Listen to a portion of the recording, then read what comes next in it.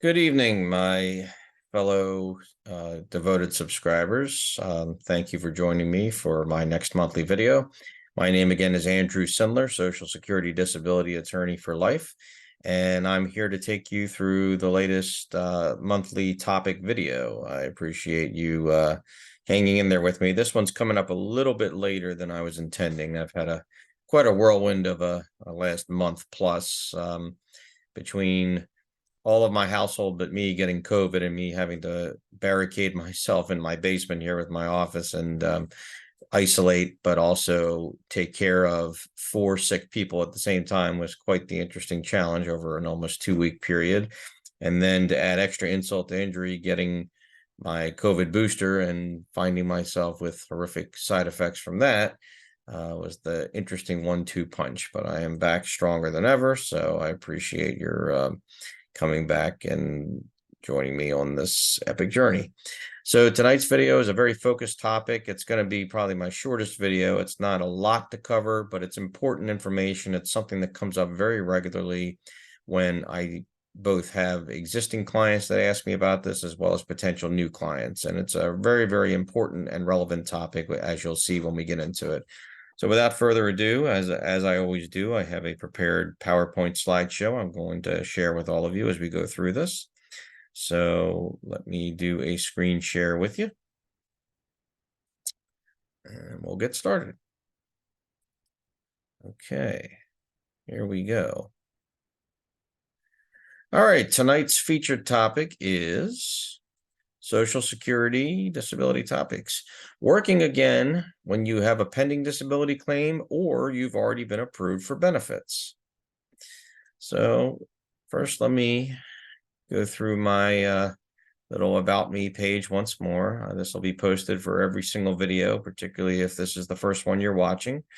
There's my website, which is actually undergoing or will be undergoing maintenance because I'm making a change in my practice, joining up with another one, which I will explain in a future session. But this is still my good contact information. I'm still based in Maryland. This all information, of course, is absolutely still the same. And that's pretty much it. Okay, so alleging disability when you've returned or plan to return to work. So, as you all know, as I've gone over in prior videos, including my very first one, which was the ABCs of Social Security.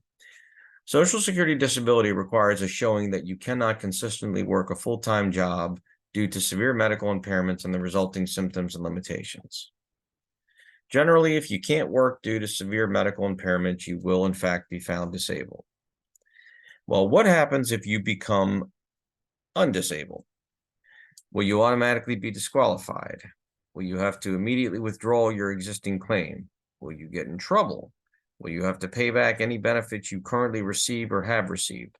All very valid questions. Now, before I go into the next slide, this is again a topic that comes up very regularly with my clients, existing and potential new clients.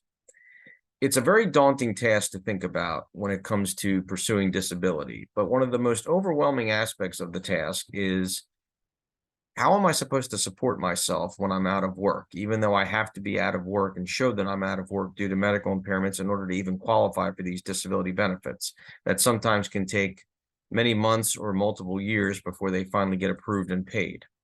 And it's a very valid and fair question. And as I've referenced in prior videos, there's no easy answer to it because a lot of people don't have the luxury of having some source of support, whether it's another family member, spouse, parent, child, if you're an older adult, good friend, or just otherwise have a source of funds you can dip into, an emergency savings account, a work pension or retirement account, or anything along those lines. And the average person who goes for disability doesn't have a trust fund or millions of dollars in the bank. So to think that you have to be out of work during all that time is so daunting that one of the most popular questions I get from, again, existing and potential new clients is, what if I want or need to return to work? And for many people, it's more in that second category. They actually need to return to work in some capacity. Otherwise, they can't support themselves and they're a bad situation is going to go from bad to worse really quickly. So this is a topic that comes up very regularly. And this is why I wanted to address this head on, because the prospect of returning to work does not have to spell doom for an existing claim or an existing award of benefits. And I'm going to go through this with you to explain why that is and what's relevant and important about all of it. So let's start with the scenario if you return to work before your claim is decided. And actually, before I even go into that, there is one thing I do want to bring up. So, and this is not put anywhere in my slideshow presentation, but it's something important that I think you should be aware of. So I don't know of this personally, but if I were to wager a guess, I would say that there could very well be attorneys or firms out there that if they have particularly if it's an existing client, and the existing client who has a pending claim that has not been approved yet comes to the attorney and says, I'm thinking about returning to work, or I'm thinking about picking up some part-time work just to bring in some money. Well, I have heard, even though I don't know this firsthand, of scenarios where an attorney will actually openly and actively discourage somebody from returning to work. Now, they may believe firmly that that's what's in the best interest of the client, and that because it could impact their claim, they shouldn't do it. Well, here's the problem with that situation. If you have a client that believes they can return to work in some capacity, whether it's full-time or part-time, and whether the motivation is financial because they need money, or it's just because they're getting antsy and they want to try to be a productive member of society like most people do when they get to the crossroads of having to apply for disability.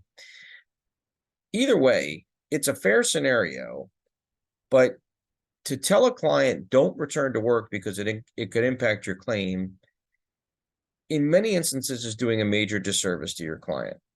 And if the attorney who's telling the client that kind of advice, giving the client that kind of advice, is doing it out of the simple motivation of, if the claim goes south and ends up getting dismissed, denied, et cetera, and that means the attorney won't get paid, then that means the attorney isn't really advocating for their client. That means they're advocating for their fee. And if you have an attorney in a situation like that that isn't supporting what's best for you and in your interest, then respectfully, you should go running for the hill, in my opinion. And that is just an opinion, but I'm sure it's a widely held one, because I can tell every one of you that's watching this, all the years I've been doing this, I've had many of these scenarios where a client will certainly, in fact, come to me and tell me that's what they're planning for whatever the reason. And I hear them out and I go over everything I'm about to go over on this slideshow with you. And we weigh all the pros and cons. But at the end of the day, the one thing I will always end with for my clients is, I want you to do what's right for you and in your best interests. And do not worry about me and the time I've put in. If this claim can't proceed further, which means there will be no award, which means there'll be no fee for me, I have to be okay with that. That's part of the risk I took doing this. My fee was never guaranteed to begin with. I had to get you approved, and the approval had to result in an award of past due benefits. Otherwise, I wasn't getting paid anyway. So I'm not really risking a fee under those circumstances. So no, I'm not going to be selfish and think about what is best for me. I'm here to think about what's best for you and advise you for what's best for you.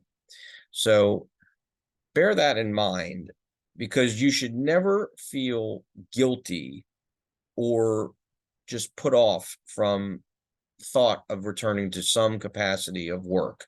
Most people who get to this point have worked a significant period of time. They have been productive members of society, and they do want to continue doing that as long as they can. Nobody, again, voluntarily chooses to go on disability.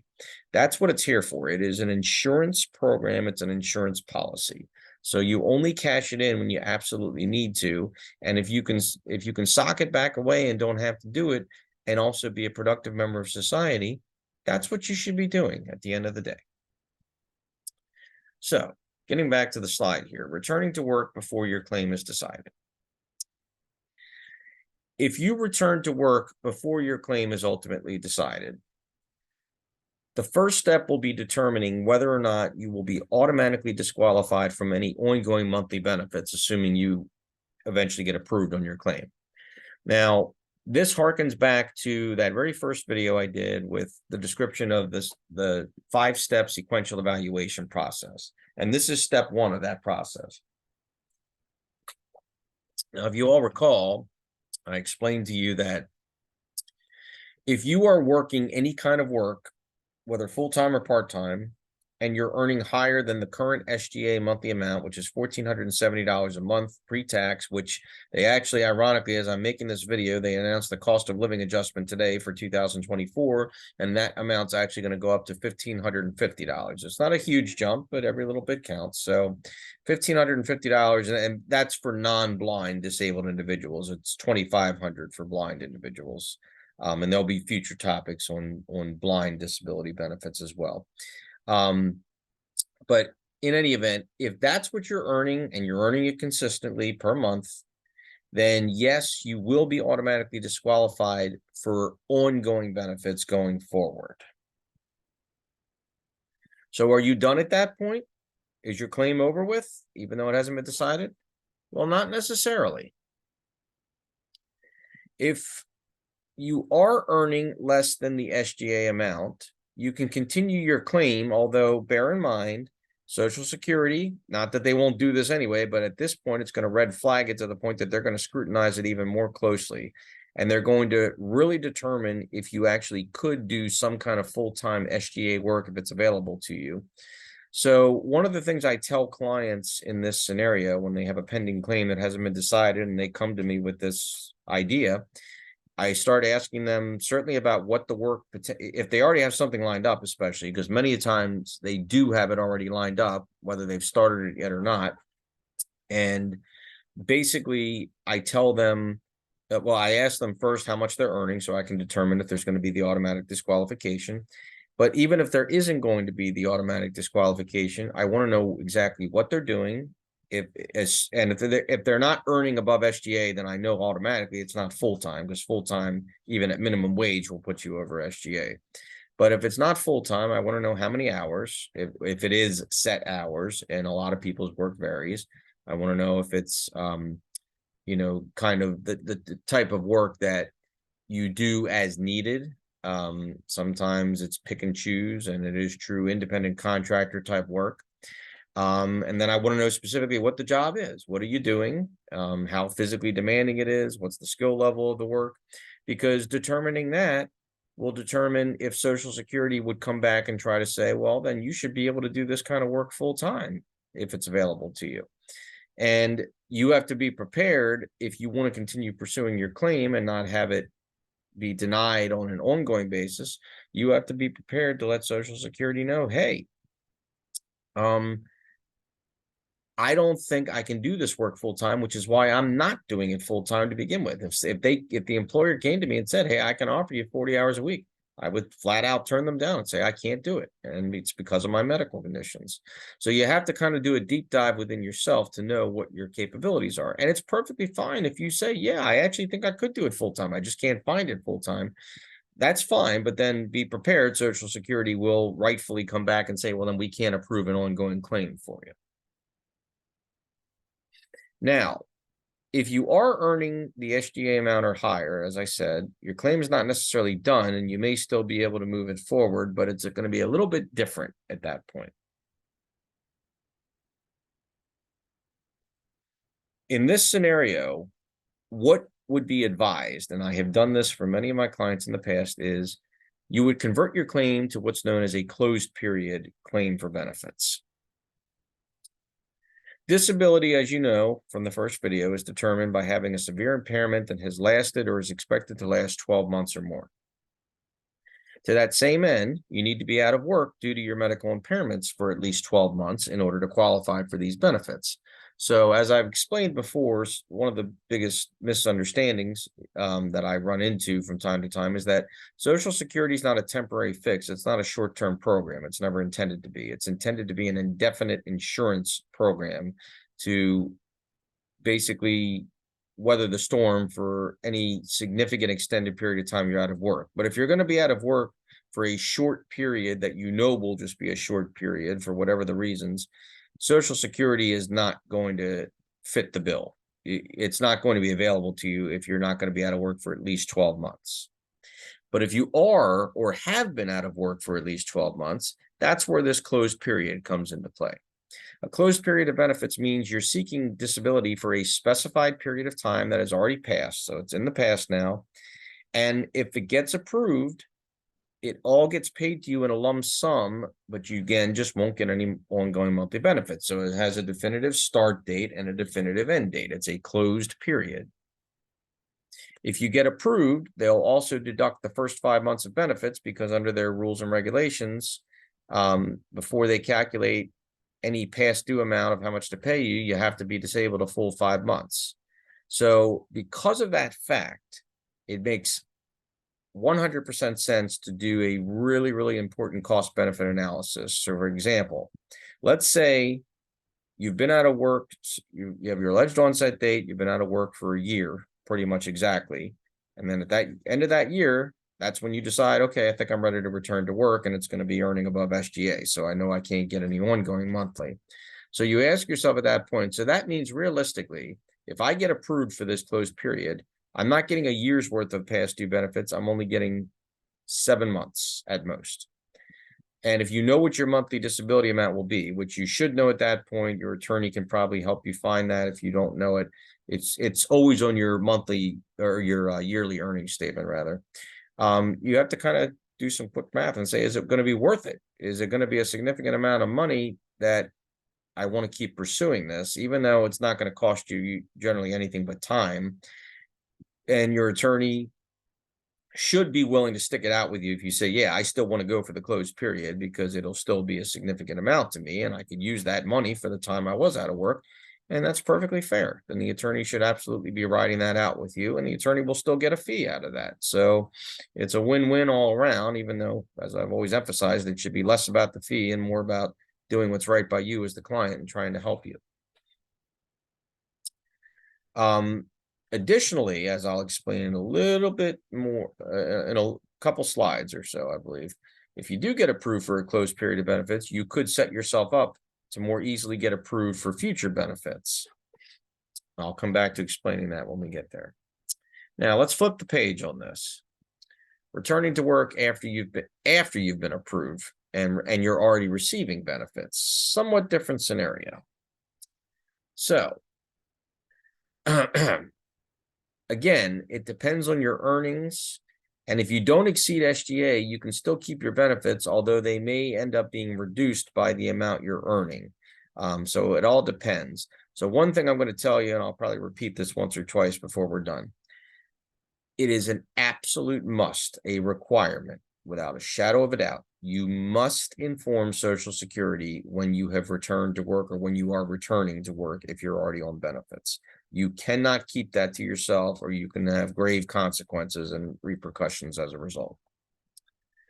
Now, if you do exceed SGA earnings, you are still entitled to attempt a full return to work. I'm using some abbreviations here just to make it easier. Under what's known as the Ticket to Work program, which you may have heard of. It's a program that Social Security enacted, which encourages and supports disabled individuals attempting to return to the competitive workforce, but to sort of ease their transition and pave the way to make it a little more seamless and smooth for them. Under the Ticket to Work program, you're given up to 9 months of what's known as a trial work period to essentially test the waters, to make sure you can actually sustain work during that period of time. During that time, no matter how much money you earn, your benefit entitlement remains intact, meaning you're still going to be considered disabled, you're still going to be considered eligible for benefits. However, that doesn't mean you'll be paid benefits during those months, because as we all know, and as I've explained in prior videos, Social Security doesn't allow you to double dip. So depending on how much you're earning from whatever work you're doing, your existing monthly benefits may be reduced or completely offset, all relative to how much you earn. And it's fine if you're earning enough to more than cover what you were getting from disability. It's just that they're just not going to pay you during those months. Now, if they do I'm going to repeat this again in a minute, but if they do inadvertently pay you in a month that they shouldn't have been, you want to hold that money. because you may need to be prepared to pay it back when that time comes. Now, if you don't last the entire months of the trial work, the entire 9 months of the trial work period, your benefits will fully reinstate as if there was no disruption to them at all. If you do last the entire 9 months and you're still doing well at the end, and you know at that point you can keep going, your benefits at that point will officially terminate. However, any payments you receive after the 9-month trial work period must be promptly returned, or you can get hit with an overpayment. So it's one thing if you're getting paid during the 9-month trial work period and you shouldn't have been, which they may not tell you right away. So it's, if you get a benefit payment on top of earnings from whatever work you're doing, you want to check with your local Social Security field office to make sure, am I supposed to be getting these benefits? Because the left hand doesn't always know what the right hand's doing, and they don't always catch it up quickly, even when you put them on notice. So you have to be hyper vigilant about that. But it is a 100% certainty that once the 9-month trial work period is over and your benefit entitlement officially terminates and you're no longer considered disabled, you're no longer considered a disability recipient or beneficiary, if you receive even $1 of a payment after that 9 months, that's going to automatically be considered an overpayment. And if you don't return it promptly, you will get hit with an overpayment, which, sadly to say, and I think I've referenced this before, Social Security doesn't play by the same rules as us. We, as the claimants and attorneys, have deadlines and time limits to meet certain things. Social Security can take all the damn time they want. If they want to come back to you 5 years later and say, hey, we overpaid you back in 2018, they can do that. And they're perfectly allowed to. As unfair as that sounds, that's what they do. So make sure you're keeping on top of your records and not just saying, oh, I guess they're still paying me because they like me. No, they don't like anybody. And they do love to get their money back when they are entitled to it. Okay, other important points here. If you return to work, again, I said this before, I'll say it once more, it's all in bold here. Report it to Social Security immediately so you can be enrolled in the Ticket to Work program, and so they don't think you're trying to do something underhanded. They will work with you. They want to work with you, but do not lead them astray. Do not keep that to yourself. If you return to work successfully after 9 months, but then eventually become unable to work again within the next 36 months or 3 years after the trial work period ends, you can get your prior claim reinstated on an expedited basis instead of having to reapply and start over. So basically, you're kind of like putting a bookmark in place. You're saying, hey, guess what? You found me disabled, you've been paying me benefits, but I told you guys I'm doing better. I want to return to work. I made it through the 9-month trial work period, tested those waters, it worked out, and I'm doing fine. But I don't have a crystal ball to know what the future holds. I could regress from whatever my condition or conditions are, and I could have a big setback that suddenly, hey, can't work again. And it's based on the same conditions you already said I was disabled for. Well, Social Security says, okay, we get it. We understand. We're not going to make it more difficult on you in this circumstance. So if you become disabled again, basically, for the same reason, under the same circumstances, within the next 36 months, you come right back to us and say, hey, it's me again. And they'll say, okay, here's your benefits again. The process is something you initiate at the field office level. And I don't believe, at least currently, that that can be done online. You basically have to get in touch with them directly and say, hey, I have become disabled again. I want to reinstate my prior claim. And that's what they will do. So it's a win-win. So that's where, when I was referencing on the prior slide about if you do terminate your existing claim or your existing benefit entitlement, you can come back and reopen it. And this goes for the closed period as well. And I actually have this situation as we speak, and it's not the first time. I have a client that came to me out of work and had been out of work for about 2 years, but then went back to work while the claim was still pending. We got the claim approved, and the person was not entitled to ongoing monthly benefits. But then about 7 or 8 months after the award came out, and they had already been back to work for like a year and a half, they got terminated from that work because of medical reasons, could not easily or at all find other work. So we are in the process, as we speak, of reinstating the prior claim so that this person can actually get the benefits just reinstated, even though they were initially awarded on a closed period. So it's a nice little incentive as well. And bear this in mind too. This is one of the rare instances where Social Security is actually on your side and they want to help.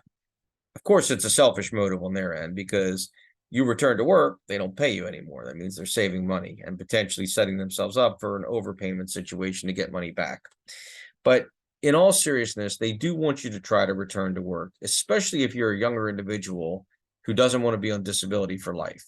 And Social Security does have resources to help you try as part of the Ticket to Work program, as does your local state. Every state has vocational programs and agencies that will assist you with returning to work, especially if it's something you've never done before, because they do have a vested interest. And like I've said all along, again, nobody voluntarily chooses to go on disability. If you go out on disability, you're out on disability because you had no other choice, because your medical conditions were that severe, you just couldn't do anything about it. And it's unfortunate, but it does happen. And for a lot of people, it happens at a younger age, certainly younger than age 50. And the younger you are, they really do want to motivate you to try to get back to work for yourself as much as for their sake. So take advantage of that. Okay. As always, if any of you have any questions, that's the end of my topic here. Phone and email are always the best ways to contact me. I respond directly to calls and emails, and I return them promptly again. I also respond to texts. Okay, well, I thank you all for joining me once again, and I'll look forward to the next video next month on another topic. Take care.